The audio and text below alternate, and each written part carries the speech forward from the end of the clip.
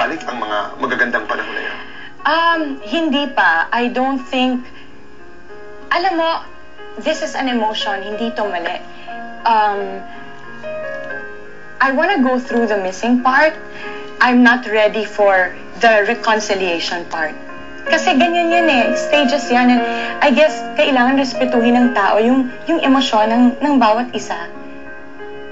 Ayon kay Gretchen, darating rin daw ang tamang panahon para sa pagkakasundo sa pagitan nilang magkakapatid. Yeah, mangyayari, that's what kung you're trying to say. mangyayari, syempre. Sinabi raw yata ni Claudine na ang kaaway ng kapatid ko, kaaway ko. Alam ko kaya Do you nga... miss her for that? Natawa ko, narinig ko yon na hala, aawayin nga niya yung kalaban ko. Sabi ko, nako, hindi ko muna babatiin to si Claudine, kawawa naman yung kaaway ko. Baka makalbo. Ayokong may kaaway din yung mga kapatid ko dahil nasa isang controversy ako. I want to deal with every situation or every intriga in a more mature way. Hindi na yung lahat ng away pinapatulan. She's going to be a mother soon. I mean, do you have feelings? Yes, she told my friend Anna na she'd want me to see her baby, and I definitely will see her baby. That's good. Yeah, marami pa namang oras. Marami pa. Mom and Dad? I cannot think. Honestly, I don't want to get to that point yet. Yet. Gretchen, Pasko, kung meron kang nais iparating sa iyong mga kapatid, ano ang nais mong iparating sa kanila? Wala lang. I get emotional when you talk about them, so I just wish them well. That's it. I think happy na ako doon. I mean, we don't know what's going to happen, but certainly some good things are going to happen. Alam mo, mas mahirap na may mangyari dahil maraming nakabantay, maraming tumitingin. And I don't want that. Gusto ko, pag nangyari, walang makakaalam. Hindi na kailangan ipagsigawan sa buong mundo. Ang isa pang kontrobersiyang kinasasangkutan ni Gretchen ngayon, ang aawayan nila ni Don Zulueta. Tapos na nga ba ito para sa kanya? Itong napakaingay naman ang kontrobersiya na may kinalaman kay Don sa shooting ng isang commercial. I mean, anong nais mong sabihin tungkol dito? Noong umpisa, boy, naguluhan ako dahil hindi ko maintindihan kung ano ba talaga yung galit. And when I heard it from Don's mouth, kung ano yung mga naging kasalanan ko sa kanya, I really feel hindi valid yung galit. Dahil, boy, I'm just having fun. I was so excited to work with her. I wanted to go back to yung mga araw namin yung GMA Super Show na naghihiraman kami ng sapatos pag walang kamatching yung damit namin, and we eat together. Hindi naman ako mayabang sa mga gamit ko, boy. So, kung yun yung issue na sinabi niya sa amin ni Rufa, I can't get over it hanggang ngayon.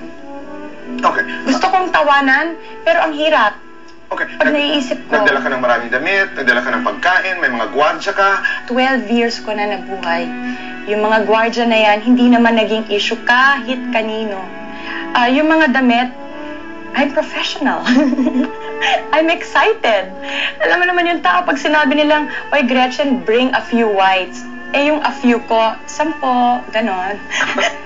Exaggerated lang ako. Pagdating sa microwave, okay, OA na naman ako, nagdala ko ng microwave. Kasi may special food ako, may special diet. So, yun lang yun. Hindi ko naman nilabas sa tao for everyone to see. Eh, hinanap niya yata yung microwave. Nagkaharap na daw sila ni Don para pag-usapan at matapos na ang gulo at ibinahagi ni Gretchen ang naging takbo ng kanilang pag-uusap. Nag-usap-usap kami, kasama si Bettina, nandun si Anna, si Rufa, and si Don. Eh, sabi ko, Don, from now on, if you hear anything, pag-usapan natin like, you know, mature people. And she said yes. Yung nireklamo niya ako sa agency at sa mga tao, nag-leak, pati yung sa mga blogs. Parang feeling ko kasi na-violate ako na pati yung Tupperware ko, mahal daw. Kung lumabas yun sa press, na parang prima donna ako, doon ako nasaktan eh, boy. Yung nag-leak na late ako dumating. Late ka sa nga ba set. dumating? That's not true na late ako. That's not true na nagmamadali akong umuwi. At ngayon na hindi pa rin humuhupa ang issue. May nais iparating si Gretchen kay Don. Don, I really, really want to understand you. I miss the old Don that I knew before. And whatever you're going through, Don, I will try so hard to understand you. I want to love you. You know, I texted her bago lumabas yung commercial namin. I said, Dawn, our ad is coming out tomorrow, and let's just put all the hurt aside. But right now, I'm just being true to you and to my public. I cannot really say that I love you. I just want to say I want to love you. I will put my imaginary mirror in front of you. What do you see? A more sensitive Gretchen. A stronger Gretchen. A Gretchen who loves herself more now. If you were to pray to God now, how would that sound? My heart is just full of gratitude right now. Kasi natutunan kong to count what I have. I have my daughter and I'm very happy, you know, with Tony. Ang daming nagsasabing, you know, I received a lot of text messages. Yeah, you're rich, but you're not married. But I'm happily unmarried, boy. And I'm not perfect. And I'm happy to be flawed. And I have a movie. You're very excited about this movie? Yes, because it's my first movie after 12 years. Noorin niyo po ang pelikula kong Karma sa Film Fest. But Gretch, maraming salamat. Thank you, boy. Thank you very much.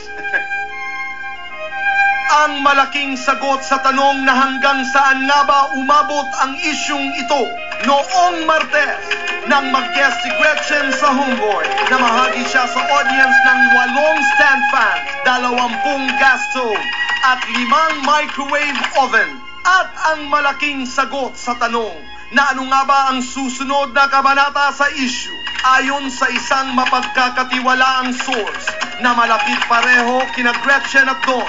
Nakatakdang magkita muli ng pribado ang dalawa sa mga darating na araw para magkausap sa pangalawang pagkakataon. Nasagot na ang 9 sa 10 pinakamalaking tanong